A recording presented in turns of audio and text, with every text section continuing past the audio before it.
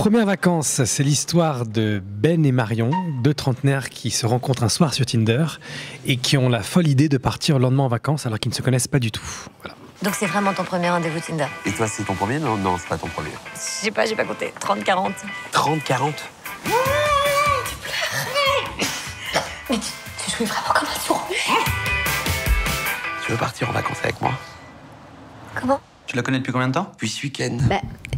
Le fait d'être en vacances te met face à l'argent, à l'inconnu, donc aux phobies, à la peur, etc., au confort, à ton rapport à la curiosité ou l'absence de curiosité. Donc franchement, si t'as passé ces tests-là, mais vas-y, fais ta vie avec la personne, quoi. Et puis en plus, c'est 24-24 avec quelqu'un. 24-24 avec quelqu'un, ça n'arrive jamais. En Bulgarie?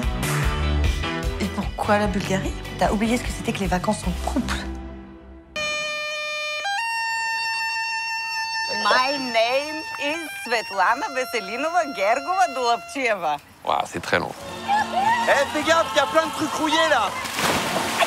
C'est Tétanos Beach le truc là. C'est un bain d'huile, hein, avec des pommes de terre. On cherchait un lieu qui puisse avoir les trois typologies de vacances, le typique, le sport extrême et tout ce qui est gîte et tout ça, et les hôtels de luxe. Et la Bulgarie, elle est trois. Ouais, et surtout un lieu qui soit où il y a à la fois la montagne et la mer, ça c'est chouette, et aussi qui soit pas encore totalement adapté à un tourisme. Vraiment. C'est-à-dire qu'il y a déjà beaucoup de gens qui visitent la Bulgarie, attention, hein, mais il y a un côté encore un peu rugueux. C'est pas un pays complètement facile d'accès. C'est ça qui est chouette d'ailleurs. C'est un pays qui se mérite, comme disent les guides. Marion, faut arrêter de trouver tout bien dans la vie, hein. Mais qu'est-ce que tu fous?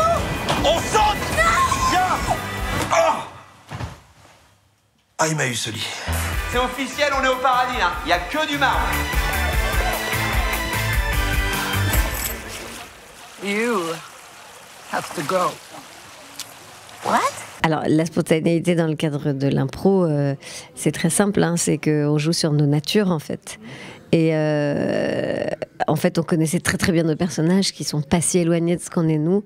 Donc, c'était aussi laisser libre cours à ça, à leur type de réaction, etc. Par exemple, Patrick nous faisait découvrir les décors juste avant de jouer.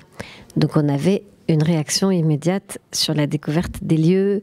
On pouvait jouer en prenant tout ce qu'il y avait. Par exemple, je me souviens que dans une scène, Jonathan découvre, au moment où il doit inventer tout son bobard énorme sur le chat, il invente tout vraiment un énorme mensonge en disant que pourquoi il s'est réveillé cette nuit, parce qu'il avait entendu un petit chat, etc. Et tout est faux, évidemment. Et en fait, il se rend compte que derrière lui, il y a une tapisserie avec des petits chats. Et donc il commence à jouer avec tout ça et à inventer, et il a gonflé son mensonge sur le moment parce que tout ça l'a inspiré. À un autre moment, on arrive dans la chambre et puis il y avait une tête de rhinocéros qu'on n'avait pas vue, ça nous fait hyper rire, donc on montre. On a joué avec tout ce qui se passait, tout ce qu'il y avait à disposition. T'es en train de dire que Jonathan Cohen a un côté Kaiser Sosé? Voilà, complètement. Jonathan Cohen et Kaiser Sosé. Non, je suis en train de prendre une douche là.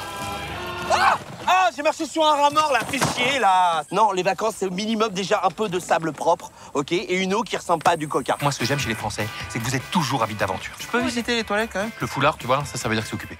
Salut Marion, bonnes vacances, hein, ciao.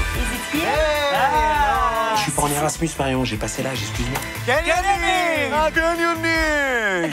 C'est quoi le canyoning? Je vais mourir là. Pose-toi en arrière! Mais je peux pas! Qu'est-ce qui vous a le plus amusé à jouer dans ce film? Quelle est la scène la plus...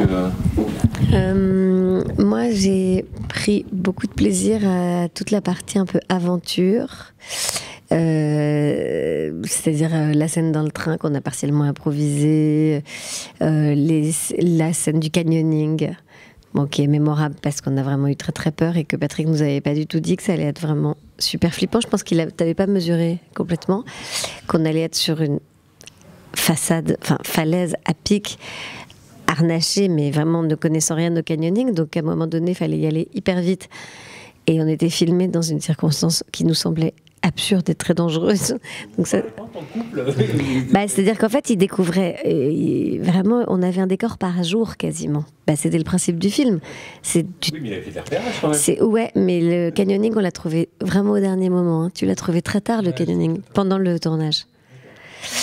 Et on savait pas tous vraiment trop ce que c'était que le canyoning. C'est pour ça qu'on a gardé cette phrase de Jonathan. C'est quoi le canyoning? Parce qu'en fait, c'est tous ce qui nous est arrivé. On a fait genre, ah d'accord, le canyoning, en fait, c'est vraiment se mettre dans des situations extrêmement bizarres de danger. Donc ça, c'était très drôle à faire. Et puis, de toute façon, comme on se le dit beaucoup, mais on a beaucoup improvisé dans le film, etc. Toutes les scènes étaient assez savoureuses à tourner.